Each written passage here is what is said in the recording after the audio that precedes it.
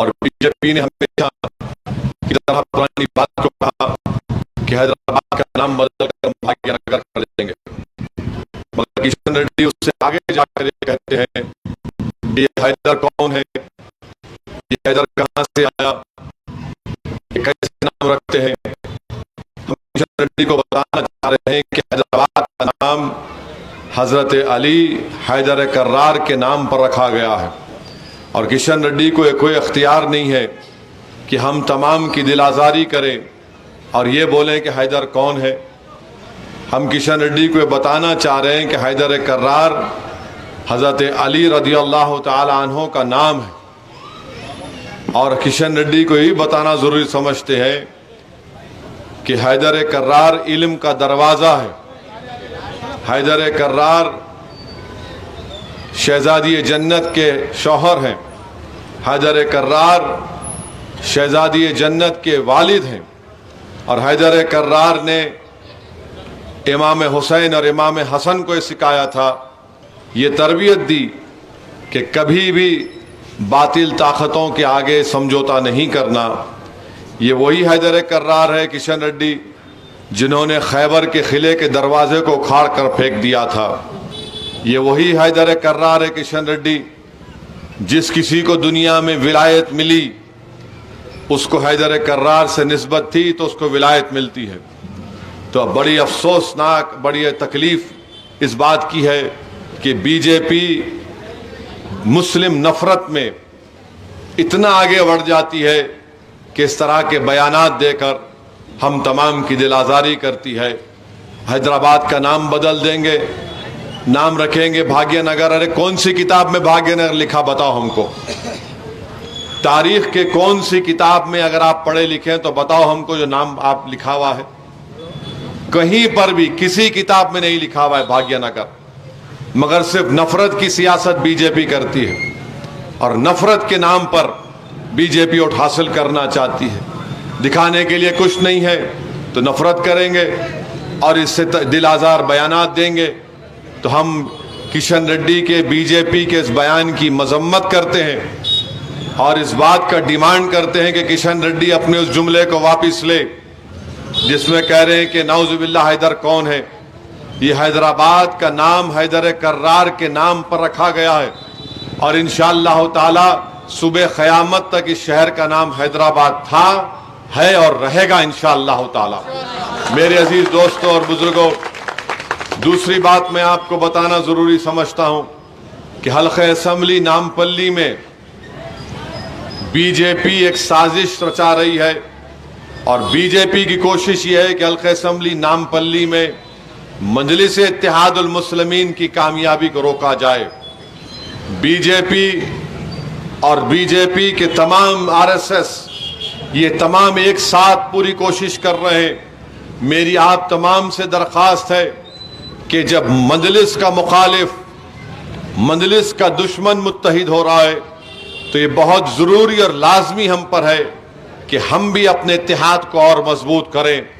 जब वो मुत्तहिदा तौर पर कोशिश में लग गए हैं कि मजलिस की कामयाबी को नामपल्ली से रोका जाए, हम तमाम की जिम्मेदारी है कि हम पहले से ज्यादा अपने इत्तेहाद का मुजाहरा करें। 30 तारीख के दिन अपने एक वोट का सही इस्तेमाल करें, अपने वोट को ज़ाय होने ना दें। इसीलिए मेरी आप तमाम से अपील है कि बीजेपी की साजिश को समझिए कि बीजेपी नामपल्ली में कांग्रेस की मदद कर रही है और कांग्रेस गोशा महल में बीजेपी की मदद कर रही है।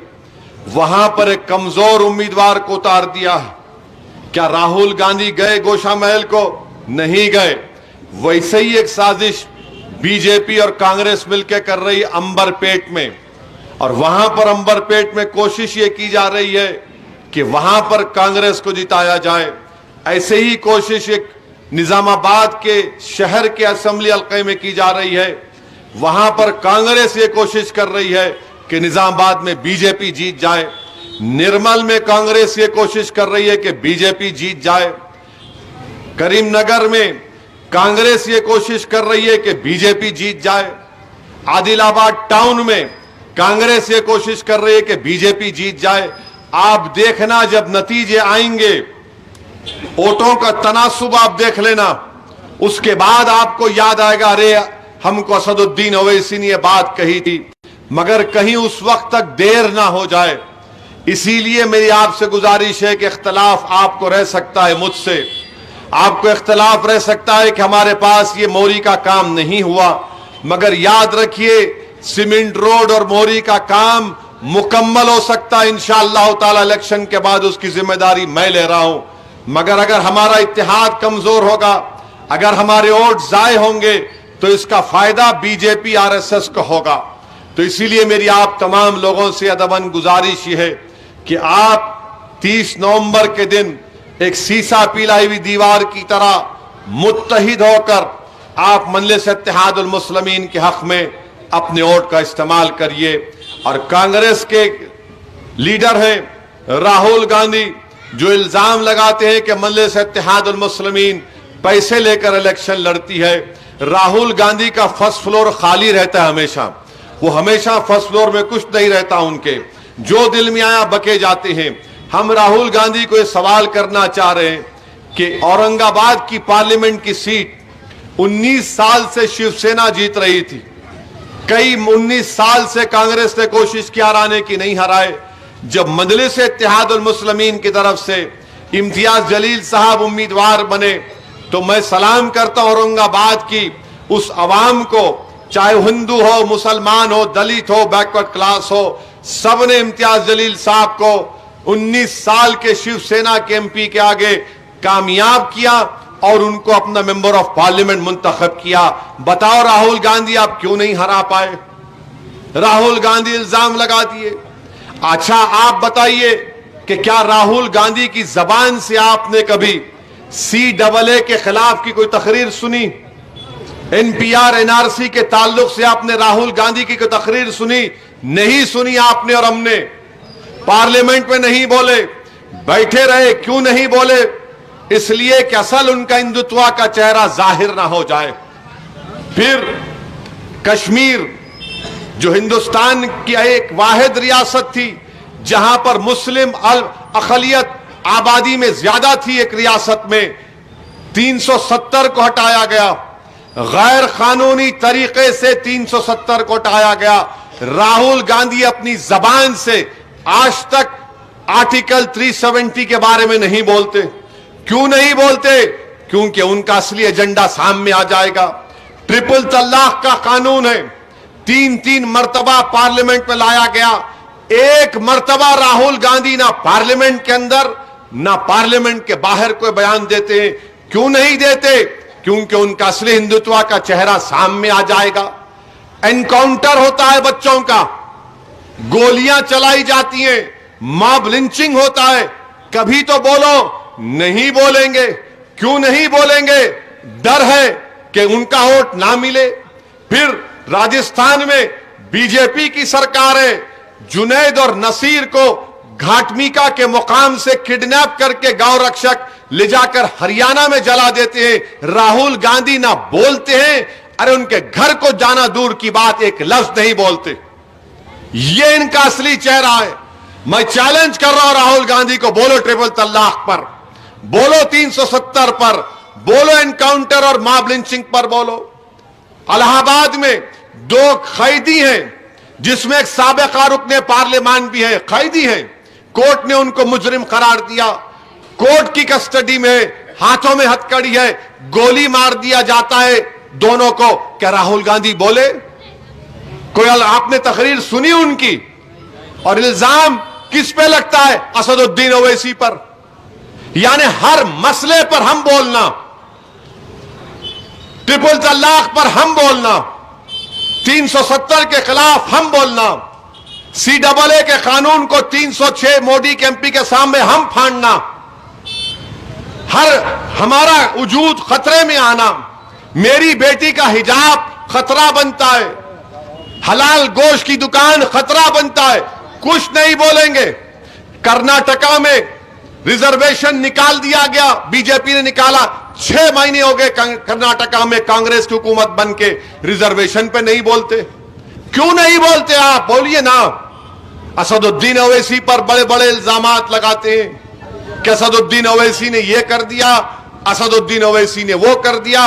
अरे जो मुद्दे हैं जिससे मुझे परेशान किया जा रहा है, जिससे मुल्क को कमजोर किया जा रहा है, मुल्क के आइन की धज्जियां उड़ाई जा रही हैं, राहुल गांधी नहीं बोलेंगे। अब यहां आ गए तो एक तकरीर में बोल दिए कि मोदी के दो यार असदुद्दीन ओवैसी और केसीआर। अब राहुल गांधी को हम जवाब दे रहे हैं, राहुल गांधी तुम्हारे दो प्यार, एक इटली, तुम्हारी अम्मा इटली से आई थी, तुम्हारे दो प्यार, एक इटली और दूसरा मोदी से हार, ये तुम्हारे दो प्यार। जहां कई इलेक्शन लड़ते मोदी जीत जाते। मोदी की सबसे बड़ी ताकत राहुल गांधी है। इनकी अमेठी की लोकसभा की सीट मैं नहीं लड़ा, इनके दादी लड़े, इनके वालिद लड़े, ये हार गए। किसके खिलाफ? स्मृति ईरानी के खिलाफ। अब बोलो कैसा हार गए, बताओ कैसे हार गए तुम? इनकी बहन साहिबा वो भी हमारे पीछे पड़ गई।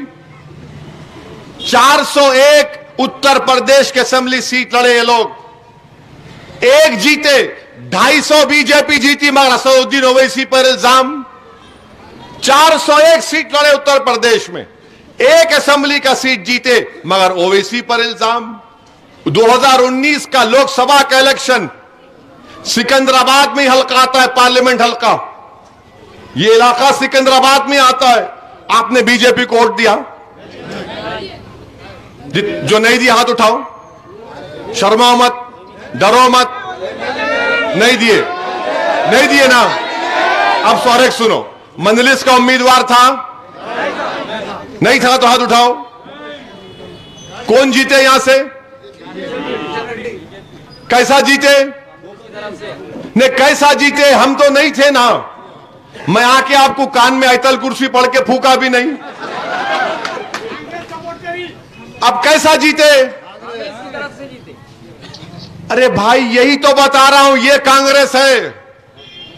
जब हम इन सच्चाई को बयान करते हैं इनको नफरत हो जाती है असदुद्दीन ओवैसी से। मैं नहीं लड़ा, सिकंदराबाद बीजेपी जीत गई। अच्छा, और सिकंदराबाद में बीजेपी, सिकंदराबाद में 7 हलके हैं। नामपल्ली वो हलका था जहां पर बीजेपी को कम वोट मिले। कहां से मिले? ये इलाकों से जहां पे शेरवानी टोपी है वहां से वोट नहीं मिले। देख लो आप, बूथ वाइज रिकॉर्ड निकलता ना आजकल। तो फिर हम पे इल्जाम, अरे आप जिता रहे बीजेपी को। बीजेपी, मोदी जब से वजीर आजम बने, किसका घर टूट रहा है बुलडोजर से? मेरा घर। किसका इनकाउंटर हो रहा है? मेरा। CAA का कानून बनाकर मेरी शहरियत को खतरे में ला लिए, मैं खतरे में। ट्रिपल तलाक का गलत कानून बनाकर हमारी खवातीन को नुकसान पहुंचा रहे, हमारे लिए कानून बनाया गया। आपका क्या नुकसान हुआ? आप सिर्फ वजीर आजम नहीं बन सके, आपको इख्तियार नहीं मिला। अरे मेरा वजूद तो खतरे में आ गया ना, मेरा वजूद खतरे में आ गया तुम्हारी नाअहली की वजह से। और आप बोलते मैं मोहब्बत की दुकान। अरे कौन सी मोहब्बत की दुकान की तुम बात कर रहे हो? कौन सी मोहब्बत की दुकान? तुम सदर थे 2019 में और तुम 500 सीट लड़के सिर्फ 50 सीट जीते। मोदी 306 जीत गया, मैं 3 लड़ा। मगर इल्जाम मेज पर, इल्जाम इसलिए लगता है कि राहुल गांधी हो या मोदी हो, वो कभी भी नहीं चाहेंगे कि आपका कोई लीडर बने। माजिद से दुश्मनी क्यों? क्योंकि माजिद इंशाअल्लाह जीतेगा नामपल्ली। एमएलए तो रहेगा मगर माजिद लीडर बनेगा गरीबों का। माजिद एक टीचर का बेटा है, कोई खानदान पानदान से उसका ताल्लुक नहीं है। ये कांग्रेस का जो उम्मीदवार है, ये सुनो, विट्ठलवाड़ी का रहने वाला था। बहुत किस्से हैं इसके। मोटरसाइकिल के पीछे टायर रखते, क्या बोलते हैं उसको? स्टेपनिया। कौन चोरी करता था विट्ठलवाड़ी में प्यारे?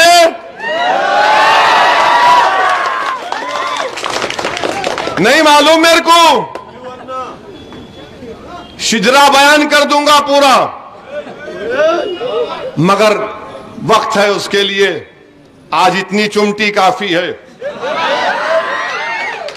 अब राहुल गांधी बताओ, आप 500 आप लड़े, 50 जीते, मगर असदुद्दीन ओवैसी जिम्मेदार। ओवैसी जी पैसे लेते हैं। अरे राहुल गांधी, अकल नाम की कोई चीज दिमाग में है नहीं है। आप ये बोलते हैं, अरे भाई मनमोहन सिंह वजीर आजम थे, 2008 में न्यूक्लियर डील में नो कॉन्फिडेंस मोशन हुआ, मैं खड़े होकर तायीद करा। ये जो कम्युनिस्ट पार्टी अडवाणी की तायीद किया, आज इनके साथ है, मैं खड़े होकर तायीद किया। जब क्या दिए थे मेरे को आप, कितने पैसे दिए थे मुझे आप? अरे राहुल गांधी, सोचो बोलने से पहले। अब आप बोलते मुझे ये फुला ऐसा। राहुल गांधी, आप 50 साल होके हो गया, 50 क्रॉस कर लिया। आप अकेलापन आपको तंग कर रहा होगा, तो आप अकेले हैं, 50 साल के हो गए, आपका फैसला है। आपकी जिंदगी में हम कोई मदाखलत नहीं कर रहे, मगर जब आप हमको बोलते हैं, हम किसी को छेड़ते नहीं, कोई छेड़ा तो उसको छोड़ते नहीं। 50 साल के आप हो गए हैं, जरा ये यार का जो आपको दिमाग में जबान पे यार यार आ रहा ना, वो कमी आप में है। ढूंढ लो किसी को, ढूंढ लो किसी को। हैदराबाद में क्या बोलते बड़े बुजुर्ग लोग, जब शरीर रहता ना, मैं अदब के दायरे में रह के बोल रहा हूं, आप समझ जाओ। बोलते ज़ईफ लोग बुला के बिठाते, बैठ नहीं आ, जरा बैठ, इसको रात चाय लेके आओ, चाय पिलाते, उससे पूछते पान खाता तू, कौन सा खाता? खैर जो भी पान मान खिला के, दो बड़े लोग बैठ के उसको घूर के देखते, अच्छा अब समझ में आया तेरा खेल। अब उन्हें परेशान दो बड़े लोग बैठे हुए, एक आदमी बोलता, देख मियां, तू अभी इस उम्र में आ गया, ये दीवार कूदने की उम्र नहीं है, तेरी उम्र ऐसी है, दीवार नहीं कूदना, छत डाल ले अपने आप पे, सुधर जा। राहुल गांधी, हैदराबाद में बहुत बड़े बड़े हकीमा है, जरूरत पड़ी तो ले देख लो। तो आप हमको बोलेंगे, तुम एक बोलेंगे, 100 बोलूंगा मैं, तो अल्हम्दुलिल्लाह तुम मेरी जबान का मुकाबला नहीं कर सकते। इम्तियाज जलील साहब गवाह है, 300 बीजेपी के एमपी तैयार रहते सुनने के लिए। 5 मिनट की तकरीर में अल्लाह का इतना बड़ा करम होता कि दलील और दलाइल के साथ अल्लाह मेरी जबान से ऐसे अल्फाज निकालता कि वो सन्नाटा तारी हो जाता, सर पकड़ लेते, ये कहां से किधर लेके चले गया। ये भाई साहब, ये हैदराबाद का फायदा है। देखो आप चाकना खाते तुम लोग, पाया, ये सब है। अब इन्हों जो है, नहीं नहीं, अभी हमारे मुंह को लग गए, ऐसा करते। अरे क्या करते, क्या कर रहे आप, मुल्क को क्या कर दिए। मैं फिरका परस्त हूं, तो महाराष्ट्र में शिवसेना क्या सेकुलर हो गई? शिवसेना के साथ अलायंस कर लिए, उद्धव ठाकरे को दूल्हा बना दिए। उद्धव ठाकरे असेंबली में खड़े होकर तकरीर करके बोलता है, अशोक राव चौहान मिनिस्टर बाजू बैठे, अजीत पवार उस वक्त इनके साथ थे, उनके बाजू बैठे। वीडियो है, देखो आप। उद्धव ठाकरे कांग्रेस की ताईद से चीफ मिनिस्टर बन के बोल रहे कि हमको फख्र है कि हमने बाबरी मस्जिद को तोड़ा। बोलो राहुल गांधी, तुमको फख्र है? तुमको फख्र ही होगा ना, क्योंकि तुम्हारे वालिद ने तो मस्जिद के ताले खुलवाए थे। मस्जिद का नुकसान तो मेरा हो गया ना। तुम तो सेक्युलर हो, तुम दूध के धुले हुए हो, तुम्हारा पूरा खानदान दूध का धुलावा है। इस मुल्क में गुनाहगार तो हम ही हैं। जिसके चेहरे पे टोपी और दाढ़ी है वही गुनाहगार है, वही गुनाहगार है। बताइए आप फिर क्या करना चाहिए? याद रखिए, मोदी हो या राहुल हो, ये कभी भी दलितों की, मुस्लिम अकलियत की, आदिवासियों की सियासी लीडरशिप को कभी पसंद नहीं करते। कौन सा मुस्लिम कायदे बताओ कांग्रेस में? अरे ये टुट्टा शायर है, ये इसको कुछ नहीं आता, कुछ भी होगा। आखिरी अगर कोई बड़ा मुस्लिम कायद था कांग्रेस से, मौलाना अबुल कलाम आजाद रहमतुल्लाह अलैह। उसके बाद कोई नहीं। मौलाना आजाद अपनी तकलीफ लिखते अपनी किताब में इंडिया विंस फ्रीडम में कांग्रेस के बारे में। मौलाना आजाद की शेरवानी को फाड़ दिए थे पार्लियामेंट में ये लोग। मौलाना आजाद हिफ्जुर रहमान साहब कलकत्ता गए थे, फसाद हुआ, कांग्रेस के खिलाफ बोला कि वहां पर कलकत्ता में फसाद हुआ। दूसरे दिन पार्लियामेंट गए, मौलाना आजाद की शेरवानी फाड़ दिए लोग। ये मजहबी क़यादत को से इख्तलाफ नहीं है, जहां सियासी क़यादत की बात आएगी बोलेंगे नहीं नहीं नहीं नहीं, ना मोदी बर्दाश्त करेंगे ना कांग्रेस बर्दाश्त करेगी। मेरे अजीज दोस्तों, माजिद हुसैन एमएलए रहेगा, इंशाअल्लाह जीतेगा, मगर माजिद हुसैन आदिलाबाद के एक मासूम बच्चे की तकलीफ को बयान करेगा। माजिद हुसैन करीमनगर में अगर कोई नाइंसाफी होगी तो माजिद हुसैन उस इमाम की हिफाजत के लिए खड़ा हो जाएगा। ये इनको नफरत है। और लोग बोलेंगे नहीं कांग्रेस में भी कोई है। मेरे भाई, ये गुलाम बनते हैं, ये कायद नहीं बन सकते। ये गुलाम बनते हैं, सर झुकाना पड़ता है, जी में जी मिलाना पड़ता है, जो हुक्म होगा वही खाना पड़ता है। अरे तुम मुंह नहीं खोल सकते, हम देख चुके। मैं इम्तियाज जलील पार्लियामेंट में, हम सीना तान कर बोलते हैं, वहां पर कुछ नहीं बोला जाता। पूछो जितने मुस्लिम एमपीज है पार्लियामेंट में, मुख्तलिफ पार्टीज के, क्या कभी बोलते नहीं बोलते? हमारी जब मेरी और इम्तियाज साहब की तकरीर होती, पूछते आके कब बोल रहे नु? हम उनकी बात सुनने के लिए बैठे हैं। इम्तियाज साहब एक दो तीन बार बोले, अरे आप लोग क्यों नहीं बोलते, बोलो ना। तो लोग बोले नहीं, हमारी पार्टी बोलने नहीं देती हमारे को। मेरे भाई याद रखो, ये शहर आपका है। इस शहर में एक नमूना ऑलरेडी है, एक नमूना है। दूसरे नमूने को आगे बढ़ने मत दो। याद रखो, ये जो नामपल्ली का हल्का है ना, इसमें बुजुर्गों ने बहुत मेहनत की। इसकी फिजाओं में बुराइयों का खात्मा किया, घरों में इस्लाह माशरा किया, चेहरों को सुधारा, किरदार को सुधारा और आपको रूहानियत की तरफ लेकर गए। खुदा के लिए समझो मेरी बात को। एक एमएलए जरूर होता है, मगर एक एमएलए एक आइडियल भी होता है। अगर कोई नौजवान ये देखेगा कि मेरा एमएलए खुलेआम गुनाह करता है और गुनाह को सेलिब्रेट करता है, वो बुराई को बुराई नहीं मानता, तो फिर इन बच्चों पर क्या असर पड़ेगा बताओ आप? इन बच्चों पर क्या असर पड़ेगा बताओ आप? मेरे अजीज दोस्तों और बुजुर्गों, मोहतरम अख्तरुल ईमान हमारे बिहार प्रदेश के सदर और रुकने असेंबली अख्तर भाई आ रहे हैं। आप इनसे पूछिए, मंजलिस के 5 एमएलए जीते बिहार में, कितने जीते? 4 एमएलए को कांग्रेस खरीद ली, 4 एमएलए को। महाराष्ट्र में मोदी खरीदे ना इनके एमएलए को, तो राहुल गांधी बोले जमहूरियत का खतल हो रहा, और बिहार में हमारे 4 एमएलए को खरीद लिए, तो क्या महात्मा गांधी हो रहा था वहां पे? अच्छा, एक एमएलए तो 60-70 लाख में बिक गया, जमीर फरोश।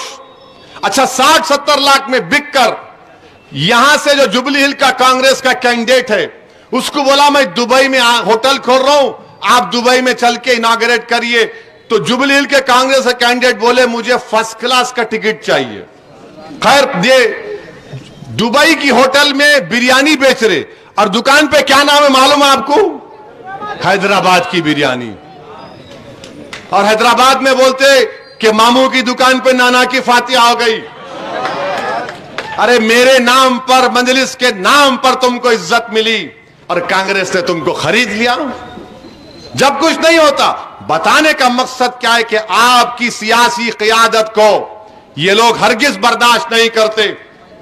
और एक मिसाल दे रहा हूं, अकबरुद्दीन ओवैसी, बाबा शरफुद्दीन साहब की पहाड़ी के पास हाउसिंग बोर्ड की जमीन है, वहां पर 50 एकड़ जमीन पर अकबरुद्दीन ओवैसी ने हुकूमत और चीफ मिनिस्टर से कहा कि यहां पर एक आईटी टावर बनाइए मुस्लिम अकलियत के लिए। गवर्नमेंट तैयार हो गई। नरेंद्र मोदी 2 दिन पहले तकरीर करके बोलते ये कौन सा काम हो रहा है कि एक आईटी टावर एक समुदाय को दिया जा रहा है। इख्तलाफ करते, मजम्मत करते, तो कर्नाटका का कांग्रेस का deputy chief minister DK Shivakumar उसका नाम है। वो बोलता कि नौजवानों का क्या मजहब है, मुसलमानों को क्यों दिया जा रहा है। डीके शिव कुमार, अगर नौजवानों का कोई मजहब नहीं है तो तुम कास्ट सेंसस की बात क्यों करते हो। तेलंगाना में TSIIDC है जिसमें कानून है कि 12% SC/ST को मिलना चाहिए। सुधीर कमेटी ने कहा कि मुसलमानों को मिले। 50 एकड़ जमीन पर महेश्वरम के असेंबली कॉन्स्टिट्यूंसी में जो बारकस के आगे जलपल्ली है वहां पर आएगा तो मोदी और कर्नाटका के डीके शिव कुमार जो यहां पर इंतखाबी मुहिम में हिस्सा ले रहे हैं, बोले क्या है मुसलमान को कैसा बनता। अरे तुम क्यों नफरत करते मेरी तरक्की से। क्या मेरी बेटी स्टार्टअप नहीं खोल सकती। क्या मेरे नौजवान बच्चे सॉफ्टवेयर की कंपनी नहीं खोल सकते उस IT टावर में। अरे ख्वाब हमारे पूरे करना है। हम नहीं जिंदा रहेंगे मगर हमारे बच्चों के लिए क्या छोड़ के जाएंगे।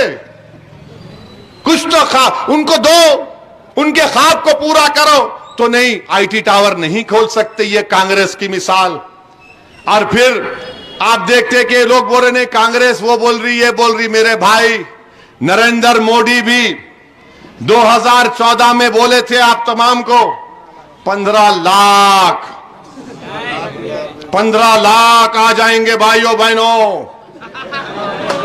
तो बेचारा गरीब किशन नगर का जिर्रे का बोला 15 लाख। ओफो ओफो।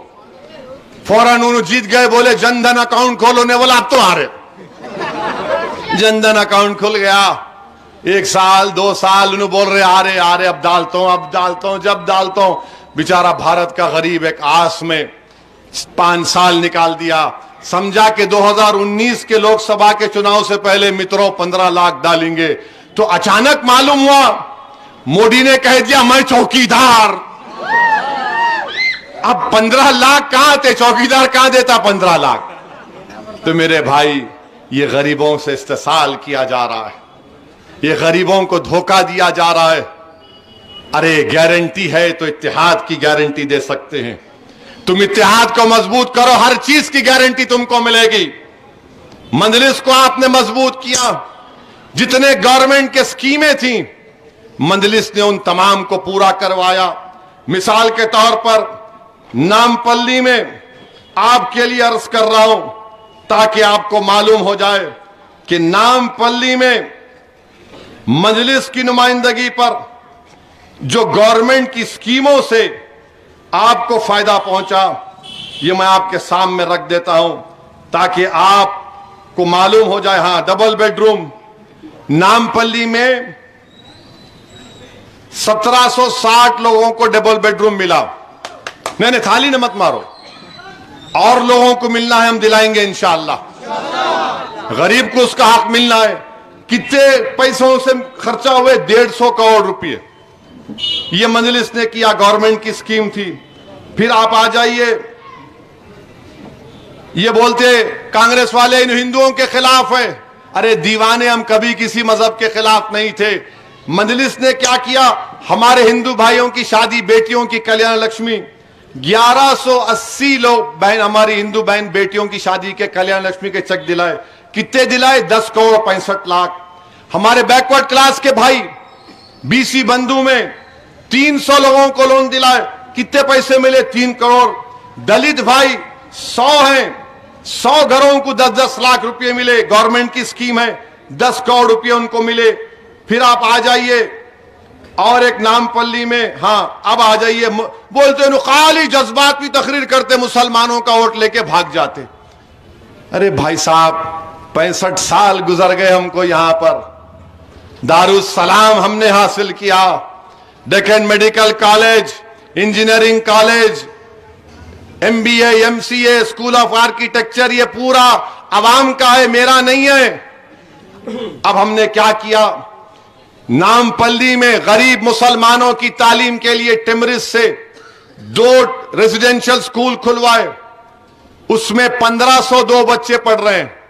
बेटियों का हॉस्टल स्कूल कॉलेज, बेटों का हॉस्टल स्कूल और कॉलेज अलग। कितना खर्चा उस पर गवर्नमेंट से करवाया? 27 करोड़ 90 लाख रुपए। ये गवर्नमेंट से करवाए। आसरा पेंशन कितना मिल रहा है नामपल्ली में मुस्लिम अकलियत को? 9,255। कितने महाना पैसे डाले जा रहे? 2 करोड़ 5 लाख। अब तक कितने पैसे आए? 215 करोड़ रुपये गवर्नमेंट के। नामपल्ली के इमाम मौजन को महाना तनख्वाह 106 इमाम मौजन, कितने महाना मिलते हैं उसमें? 106 को 5,30,000। कितने अब तक दिए गए? 3 करोड़ 60 लाख। ओवरसीज स्कॉलरशिप कितने नामपल्ली के बच्चे को जो लंदन अमेरिका में पढ़ रहे 2 साल के मास्टर्स कोर्स में 140। कितने पैसे उनके फीस में डाले गए? मजलिस की नुमाइंदगी पर 21 करोड़ 29 लाख रुपए। शादी मुबारक में कितने शादियां करवाई हमने हमारी बेटियों की? 8,121। कितने पैसे मिले उनको? 71 करोड़। यह मजलिस ने काम करवाया। कोविड में 1,000 सिलेंडर फ्री में बांटे। मजलिस की जिम्मेदारी है, कोई एहसान नहीं किए। तो यह आपको बताना जरूरी है, मजलिस हर स्कीम की गवर्नमेंट को लेकर करवाती है। हम खामोश बैठने वाले नहीं है। मेरी आप तमाम से अदबन यह गुजारिश है कि 30 नवंबर के दिन आप लोग सुबह के अवलीन सातों में अपने घर से निकलिए और मजलिस को वोट दीजिए। हाँ, एक बात याद आई, कल मैं एक वीडियो देख के आया जिसमें नामपल्ली का उम्मीदवार बोल रहा कि मैं एनकाउंटर करा दूंगा। नहीं, वैसे वो सब बातें नहीं करना। नहीं, सब नहीं। देखो, खुदरत उसके जबान से उसके बुरे अजायम को बयान करवा रही। एनकाउंटर करा दूंगा क्या मतलब भाई? तुम क्या उत्तर प्रदेश का राज हैदराबाद में करोगे? क्या काफी नहीं है वहां पर गोली मारी जा रही है? वीडियो है, एनकाउंटर करा दूंगा। किसका एनकाउंटर कराओगे? कितनों को मारोगे? अरे तुमने तो फसादात में तो बहुत को मरवाया था ना। तुम्हारा रिकॉर्ड है 1990 में चिंदा रेड्डी को हटाने के लिए यही कांग्रेस ने फसाद कराया हैदराबाद में। हिंदू और मुसलमानों को लड़ा दिया, पुलिस फायरिंग हुई, कई लोग मर गए दोनों मजहब के। यह कांग्रेस का रिकॉर्ड रहा है। जो आपके बच्चों का इनकाउंटर करना चाहता है, क्या आप उसको वोट देंगे 30 तारीख के दिन? यह आपको फैसला करना है। यह आपको मैं आपको जिम्मेदारी से कह रहा हूं, कोई जज्बात में लाकर नहीं कह रहा हूं, यह जिम्मेदारी से कह रहा हूं। पहचानो इन लोगों को, इनकाउंटर करा देंगे। हम क्या चूड़ियां पहन के बैठे हुए हैं?